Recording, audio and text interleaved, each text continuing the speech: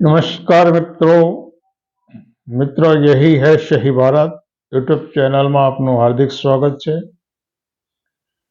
मित्रों 26 नवेम्बर भारतीय બંધારણ સ્વીકાર દિન। ભારતની બંધારણ સભા દ્વારા તૈયાર કરવામાં આવેલા બંધારણને ભારતીય બંધારણ સભાના 284 સભાસદો દ્વારા એની ઉપર 2 નકલો ઉપર હસ્તાક્ષર કરી અને ભારતના બંધારણ તરીકે એની સ્વીકૃતિ કરવામાં આવી। આ બંધારણ ભારતનું બંધારણ વિશ્વનું સર્વશ્રેષ્ઠ બંધારણ છે। શા માટે વિશ્વનું સર્વશ્રેષ્ઠ બંધારણ છે? કારણ કે આ બંધારણે ભારતના નિર્બળ નિર્ધન લોકોને અતિ શ્રીમંતોની કક્ષામાં સમાનતાનો અધિકાર આપે છે। ભારતના પુખ્ત વયના તમામ નાગરિકોનો સમાન મતાધિકાર આપે છે। એક વ્યક્તિ એક મત એક મૂલ્ય। એટલે અબજોપતિ ખરબોપતિ હોય એને પણ એક જ મત અને એના મતનું મૂલ્ય, અને એક શ્રમિક હોય તો એને પણ એક મત અને એના એક મતનું પણ સમાન મૂલ્ય।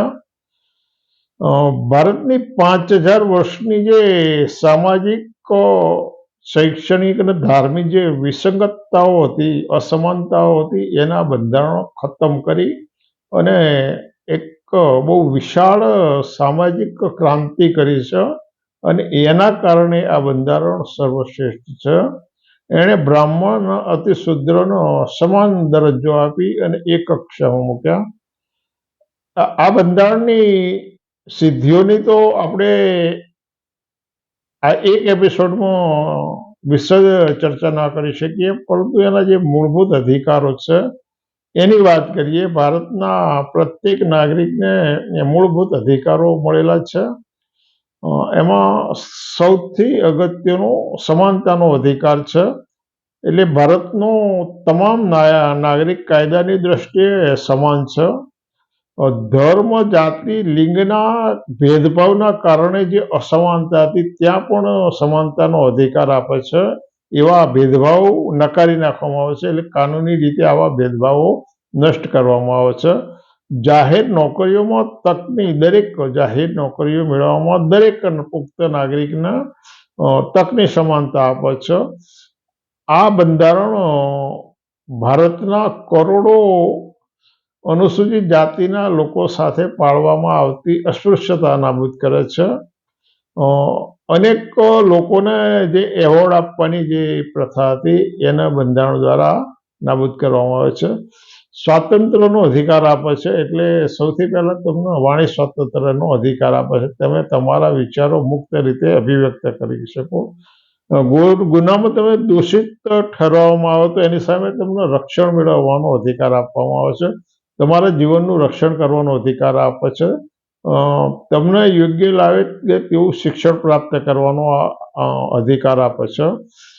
શોષણ સામે રક્ષણ મેળવવાનો હક આ બંધારણ આપે છે। એટલે મનુષ્યનો વેપાર થતો હોય, ગુલામી પ્રથા હોય તો એ, અને બાળકોની મજૂરી અને વેઠ પ્રથા ભારતના તમામ વિસ્તારોની અંદર અમુક જ્ઞાતિના અમુક વર્ણના લોકો પાસે મફત વૈતરું કરાવી અને વેતન ન આપવાની પ્રથા, એટલે વેઠ પ્રથા હતી, અને એ બળજબરી દ્વારા કરાવવામાં આવતી મજૂરી ઉપર પ્રતિબંધ લાવે। એટલે શોષણ સામે તેમનો હક આપે છે, શોષણનો વિરોધ કરવાનો હક આ બંધારણ આપે છે। ધર્મ સ્વાતંત્ર્યનો મૂળભૂત અધિકાર આપે છે। ધર્મ સ્વાતંત્ર્ય એટલે તમારા અંતકરણ મુજબ તમને યોગ્ય લાગે એવો ધર્મ પાળવાની અને એવી માન્યતાઓ, એવી પ્રાર્થના ઉપાસના કરવાનો તમને અધિકાર આપે છે। ધાર્મિક બાબતોનો અને ધાર્મિક સંસ્થાઓનો વહીવટ કરવાનો અધિકાર આપે છે। ધર્મની વૃદ્ધિ માટે જે કંઈ કર ભરવાના થાય અથવા તો એ બાબતે જે કંઈ તમારે અનુદાન આપવાનું થાય એનો અધિકાર આપે છે। અમુક શિક્ષણ સંસ્થાઓ અથવા તો ધાર્મિક સ્થાનો ઉપાસનાઓમાં હાજર રહેવાની અને ત્યાં આગળ તમે તમારો મત વ્યક્ત કરી શકો એ પ્રકારનો ધર્મ સ્વાતંત્ર્યનો અધિકાર આપે છે. સાંસ્કારિકતા અને શૈક્ષણિક હક આપે છે, એટલે લઘુમતી લોકોના હિતોનું રક્ષણ કરવા માટે જરૂરી શિક્ષણ સંસ્થાઓ સ્થાપવાનો અને એને વહીવટ કરવાનો હક બંધારણ આપે છે. અમુક કાયદા એટલે અમુક એવા કાયદાઓ હોય છે એ કાયદાઓ તમને લાગુ ના પડતા હોય તો એ કાયદાઓની સામે તમને રક્ષણ મેળવવાનો હક બંધારણ આપે છે. સંવિધાન, આ ભારતના સંવિધાનો ભારતના તમામ નાગરિકોને જે અધિકારો આપ્યા છે, જે એને મળવાપાત્ર હક અને અધિકાર છે, એ તમામે તમામ ભોગવવાનો હક બંધારણના મૂળભૂત અધિકારમાં આવે છે. તો ભારતના બંધારણના આજે મૂળભૂત અધિકારોની વાત કરી, સમાનતાનો અધિકાર, સ્વાતંત્ર્યનો અધિકાર, શોષણ સામે રક્ષણ મેળવવાનો અધિકાર, ધર્મ સ્વાતંત્રતાનો અધિકાર, સાંસ્કારિકતા અને શૈક્ષણિકનો હક અને સંવિધાનના હકોનો ઉપયોગ કરવાનો હક. તો આ બંધારણની શું શું સિદ્ધિઓ છે? બંધારણની અનેક સિદ્ધિઓ છે, પણ આપણે એને થોડીક ટૂંકાણમાં જોઈએ તો તમામ નાગરિકો, ભારતના તમામ નાગરિકોને એને સમાનતા બક્ષી છે. તમામ નાગરિકોનો મતાધિકાર આપ્યો છે. એક તમામ નાગરિકને એક મત, એક વ્યક્તિ એક મત, સમાન મૂલ્યનો અધિકાર આપ્યો છે. કેન્દ્રો અને રાજ્યોમાં સફળ સત્તા પરિવર્તન. ભારતની આઝાદીથી આપણે 2025 સુધીમાં જેટલી સત્તા રાજ્યો અને કેન્દ્રોમાં થઈ એ બધી કોઈ પણ પ્રકારના વાદ વિવાદ સિવાય સત્તા પરિવર્તન, હારેલા અને જીતેલા કોઈ પણ વાદ વિવાદ વગર અથવા તો કોઈ પણ કાનૂની વિવાદ સિવાય સત્તા પરિવર્તન થયા. આ ખૂબ મોટી સિદ્ધિ છે. સુપ્રીમ કોર્ટ દ્વારા અનેક સ્વીકૃતિ ચુકાદાઓ આપવામાં આવ્યા છે અને એના પાયામાં ભારતનું બંધારણ છે. ભારતની એકતા અને અખંડિતતાનું રક્ષક આ બંધારણ પુરવાર થયું છે. ભારતની એકતા અને અખંડિતતાનું કઈ રીતે? કે તમામ નાગરિકો, ભારતના તમામ નાગરિકોનો સમાનતાનો અધિકાર આપ્યો, સ્વતંત્રતાનો અધિકાર આપ્યો અને એને શિક્ષણ મેળવવાનો, એને પોતાની ઈચ્છા મુજબનો ધર્મ પાળવાનો અધિકાર આપ્યો. એના કારણે આ દેશનો વિશાળ વર્ગ સામાન્ય પ્રવાહની સાથે એકજૂટ થવા પ્રેરાયો અને એની તક મળી. આ દેશનો વિશાળ એવો વર્ગ સામાન્ય પ્રવાહ સાથે જોડાવા માટે, એકજૂટ થવા માટેની તક મળી અને એકજૂટ થયો. એના કારણે એવા લોકો વિદ્રોહી ન થયા, એવા લોકો સશસ્ત્ર બળવાખોરો ન બન્યા અને એના કારણે ભારતની એકતા, અખંડિતતા અને સાર્વભૌમત્વનું રક્ષણ થયું. એટલે ભારતના બંધારણે જે તકો આપી, ભારતના બંધારણે જે તકો આપી, સમાનતાની તક આપી, સ્વતંત્રતાની તક આપી, વાણી સ્વતંત્રની તક આપી અને એના કારણે દબાયેલા કચડેલા લોકો આ સામાન્ય પ્રવાહની અંદર ભળી અને ભારતનો અખંડ રાખવામાં, ભારતના સાર્વભૌમત્વનું રક્ષણ કરવામાં ભારતનું બંધારણ ખૂબ મહામૂલું દસ્તાવેજ પુરવાર થયો છે. શોષિતો, પીડિતો, અનુસૂચિત જાતિ અને અનુસૂચિત જનજાતિના લોકોના સામાન્ય પ્રવાહમાં લાવવાનું એક અમોઘ શસ્ત્ર પુરવાર થયું, કારણ કે અનુસૂચિત જાતિ અને જનજાતિના લોકોનું બંધારણની રીતે શિક્ષણ અને નોકરીઓ અને રાજકારણની અંદર અનામત આપવામાં આવી અને અન્ય પછાત વર્ગના લોકોને પણ આવી અનામતો આપવાની જોગવાઈ ભારતના બંધારણની કલમ 340માં કરવામાં આવી. એના કારણે આ બધા વર્ગો એકબીજાની સાથે એકજૂટ રહેવામાં મોટિવેટ થયા, એકબીજાની સાથે રહેવા માટે પ્રલોભિત થયા અને ભારતની સંઘીય એકતા જાળવી રાખવામાં ભારતનું બંધારણ ખૂબ જ મહત્વનું શસ્ત્ર, મહત્વનો દસ્તાવેજ પૂરો થયો છે. ભારતની સંસદ અને ન્યાયતંત્ર ઉપર આ બંધારણના કારણે નિયંત્રણ આવ્યું છે અને એના કારણે ભારતની સંસદ ભારતના ન્યાયતંત્ર ઉપર અથવા તો ભારતનું ન્યાયતંત્ર ભારતની સંસદ ઉપર હાવી નથી થઈ ગયું. અને આ બંધારણના કારણે બિન સાંપ્રદાયિક રાષ્ટ્ર તરીકે ભારતનો આ વિશ્વની અંદર ખૂબ ઊંચું અને મોભાભર્યું સ્થાન મળ્યું. આ બંધારણના કારણે એક બિન સાંપ્રદાયિક રાષ્ટ્ર તરીકે ભારતને ખૂબ ઊંચું અને બહુ માનભર્યું સ્થાન મળ્યું છે. 26/1/1950 થી આજ સુધી એક પણ એવી સમસ્યાઓ 26 જાન્યુઆરી 1950 થી 1925 સુધી ભારતના સંઘીય વહીવટની અંદર ન્યાયતંત્રમાં કાર્યપાલિકા એક પણ એવી સમસ્યાઓ નથી પેદા થઈ કે જેના કારણે બંધારણીય વિસંગતતા પેદા થઈ અથવા તો એનો ઉકેલ ના આવી શક્યો હોય, અને એ જ આ બંધારણની સફળતા છે. અનુસૂચિત જાતિઓ અને જનજાતિઓના સામાજિક, શૈક્ષણિક અને આર્થિક વિકાસનું, આર્થિક ઉત્થાનનું એક મહામૂલો દસ્તાવેજ પુરવાર થયો છે. પણ છતાંય આવું અગત્યનું અને આટલું અમૂલ્ય દસ્તાવેજ, અમોઘ દસ્તાવેજ હોવા છતાં 26મી નવેમ્બર 1925ના દિવસની વિસંગતતા એવી છે કે જે ડોક્ટર બાબા સાહેબ આંબેડકરે ભારતનું બંધારણ 2 વર્ષ 11 માસ અને 18 દિવસ સુધી સખત મહેનત કરી અને વિશ્વના તમામ બંધારણોના નિચોડ સમૂહ આવું સર્વશ્રેષ્ઠ બંધારણ આપ્યું. ભારતની બંધારણ સભાના તમામ સભાસદો અને વિશ્વના બંધારણ નિષ્ણાંતોએ જેને વખાણ્યું, જેની મુક્ત કંઠે પ્રશંસા કરી, એવા બંધારણને બાબા સાહેબ જે જાતિ પ્રથાનો વિરોધ કરતા હતા, એવા જાતિ પ્રથા આધારિત ભારતીય જનતા પક્ષ અનુસૂચિત જાતિ મોરચા દ્વારા સંવિધાન ગૌરવ દિવસની ઉજવણી થઈ રહી છે. એટલે આ વિસંગતતા એટલા માટે છે કે આ લોકો કઈ રીતે અને કયા આધારે ભારતનો બંધારણના સંવિધાન ગૌરવ દિવસની ઉજવણી કઈ રીતે અને કેમ કરી શકે.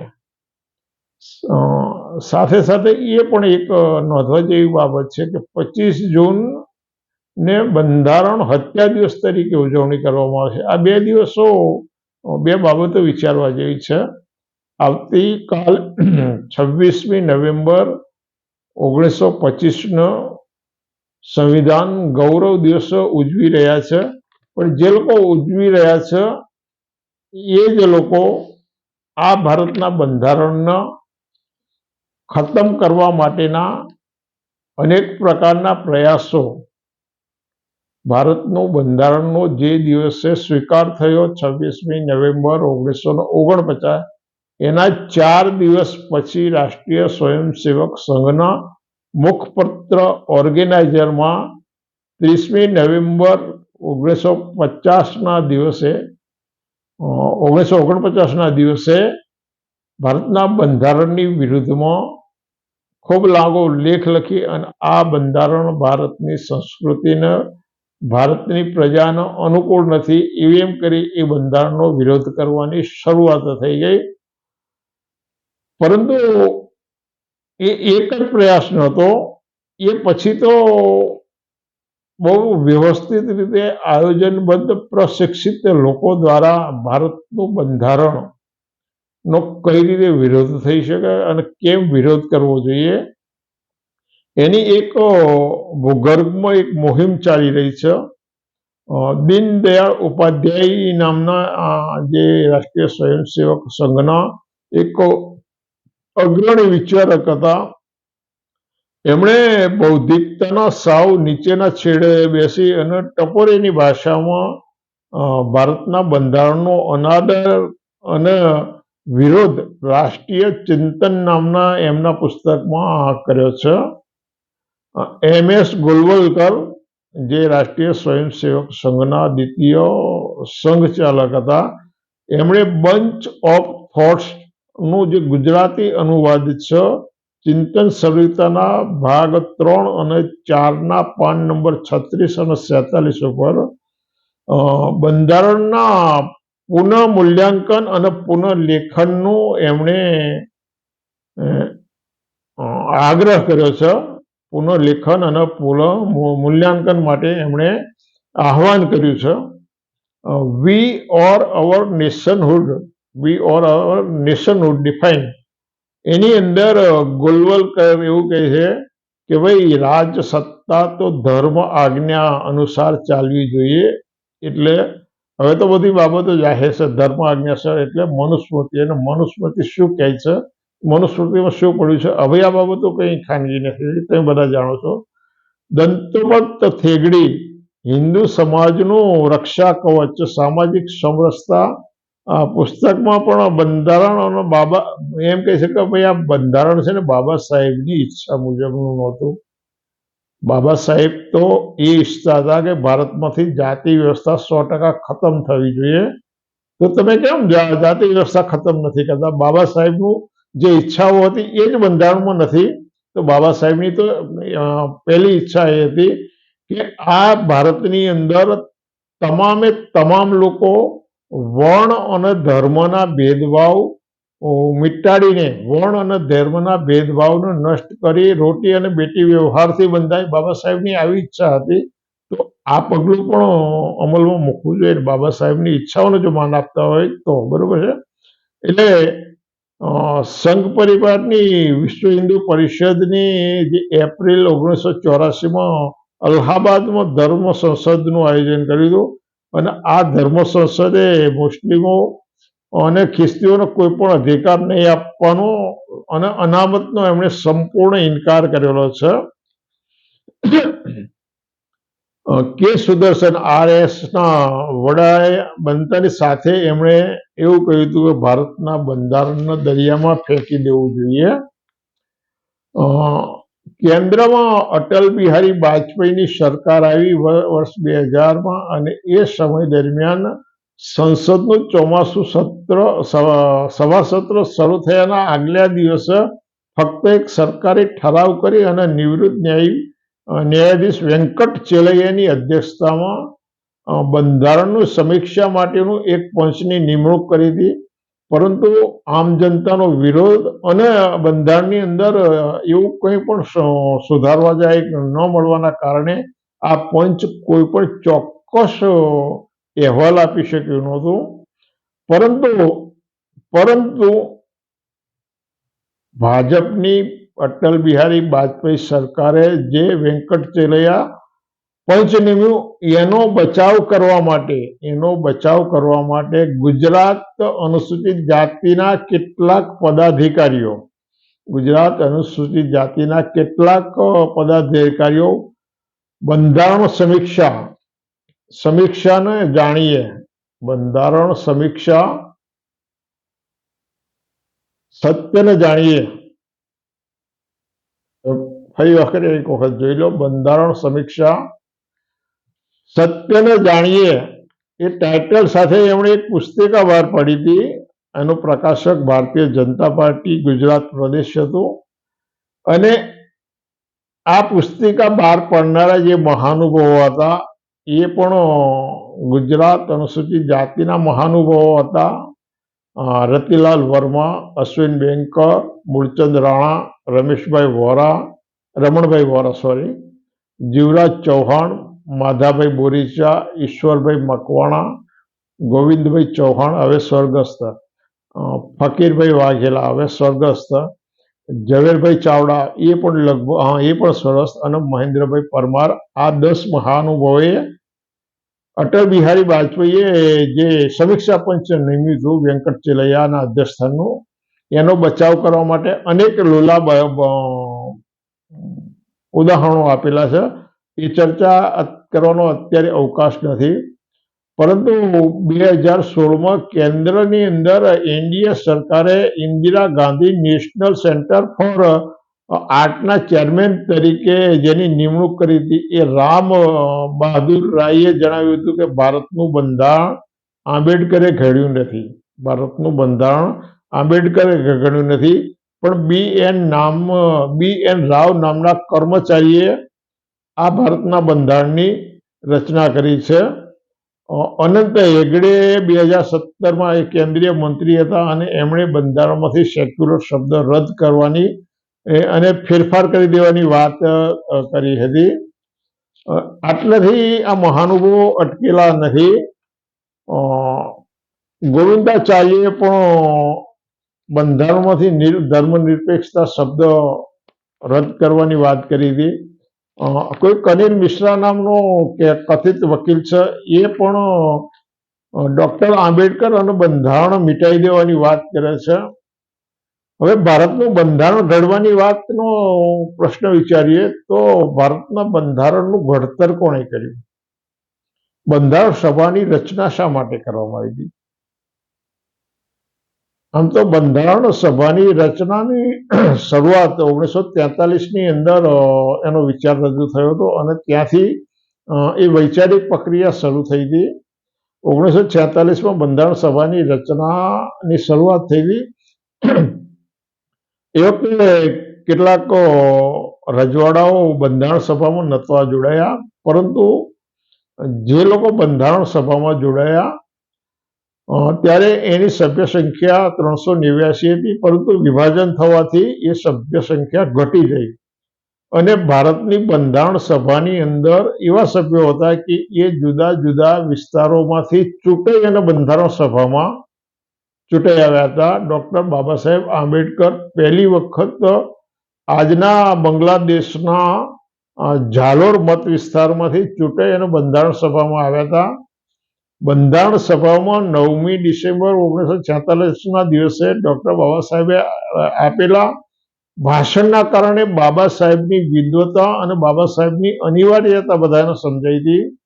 એટલે જે લોકો વિરોધ કરતા હતા એ બધા લોકો પોતાની રીતે સ્વયંભૂ એમ સંમત થયા કે આ બંધારણ સભામાં ડોક્ટર આંબેડકર હોવા જોઈએ. પરંતુ એ સમયગાળા દરમિયાન મુંબઈના એક સભાસદ જયકર નામે હતા, એમને જવાહરલાલ નહેરુ અને સરદાર વલ્લભભાઈ પટેલ સાથે સૈદ્ધાંતિક મતભેદ થવાના કારણે એમણે રાજીનામું આપ્યું ને એ રાજીનામું આપવાના કારણે ખાલી પડેલી જગ્યા ઉપર સરદાર વલ્લભભાઈ પટેલના આગ્રહથી અને મુંબઈના મુખ્યપ્રધાનના આદેશ કરવાથી બાબા સાહેબને વિધાનસભામાંથી ત્યાંથી ચૂંટીને મોકલવામાં આવ્યા. હવે B.N. રાવ નામનો કર્મચારી બંધારણ સભાનો સભ્ય નહોતો. Repeat, B.N. રાવ નામનો કર્મચારી બંધારણ સભાનો સભ્ય નહોતો. તો એ બંધારણ સભાની નિમણૂક કઈ રીતે આવ્યો, ક્યાંથી આવ્યો? આ તો કઈ એવા અવૈધ સંબંધો હતા કે ભાઈ આ તો આંગળિયાત છોકરું છે એમ કહી શકાય? ભારતની બંધારણ સભાની અંદર જે સભાસદો હતા તમામે આમાં એક પણ સભાસદ કોપ્ટ કરેલો નહોતો. એક પણ સભાસદને કોપ્ટ નહોતો કરેલો. એને પાછલા બારણે અત્યારે જેમ લેટરલ એન્ટ્રીમાં સરકાર ઘુસાડી દે છે, એને પાછલા બારણે સભાસદ તરીકે ઘુસાડવામાં નહોતો આવ્યો. તો એ ભારતના બંધારણનો નિર્માતા કઈ રીતે બની શકે? આ બાબત અતિશય ગંભીર અને મંથન લાયક બાબત છે. જે લોકો આ બાબતે વિચાર્યા સિવાય આનું અનુમોદન કરતા હોય એમણે એ વિચારવું જોઈએ કે ભારતની બંધારણ સભાનું નિર્માણ ભારતના બંધારણના ઘડતર માટે કરવામાં આવ્યું હતું અને ભારતના બંધારણનું ઘડતર ભારતની બંધારણ સભા કરવાની હતી અને એ બંધારણ સભામાં જે ચૂંટાયેલા સભ્યો હતા એ કરવાનો હતો. B.N. રાવ નામનો કર્મચારી બંધારણ સભાનો સભ્ય નહોતો, તો એ કઈ રીતે બંધારણ સભાનું નિર્માણ કરે? પરંતુ ડોક્ટર બાબા સાહેબ આંબેડકરની જે મહાન વિદ્વતા છે અને એ વિદ્વતાએ એમની જે સનાતન ધર્મની જે સર્વોપરિતા હતી એની ઉપર ડાઘ લાગ્યો છે. કઈ રીતે ડાઘ લાગ્યો છે? કે 4 વેદ, ઉપવેદો, પુરાણો, ઉપપુરાણો અને લગભગ 100 જેટલા સંપ્રદાયોના ધર્મશાસ્ત્રો અને આ એકબીજા ધર્મશાસ્ત્રો ઉપર લખાયેલા ભાષ્યો, તો આવા 1000 કરતા ધર્મગ્રંથો જે દેશના મનુવાદી લોકોએ લખ્યા, એ લોકો ભારતનું બંધારણ ન ઘડી શક્યા. આ એમની સૌથી મોટામાં મોટી ગેરલાયકાત છે. આટલા બધા 1000 કરતા વધારે ધર્મશાસ્ત્રો લખનાર લોકો ભારતનું બંધારણ ઘડી શકે એવી કાબલિયત નહોતી કેળવી શકાય. આ એમની ગેરલાયકાત હતી અને આ એમની ગેરલાયકાત છે, આ એમનું કલંક છે અને એ કલંકને ઢાંકવા માટે ડોક્ટર બાબા સાહેબ આંબેડકર બંધારણ નથી ઘડ્યું, પણ BN રાવ નામના એક કર્મચારીએ બંધારણ ઘડ્યું છે. એવું આ આખી એક ગેંગ એક આવું નેરેટિવ ફેલાઈ રહી છે. એટલે આ બાબતે સભાન થવાની જરૂર છે. જે લોકો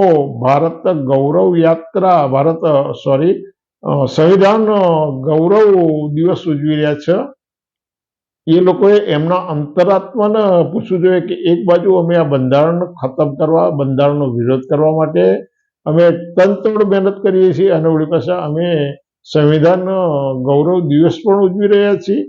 25મી જૂન 1925ના દિવસે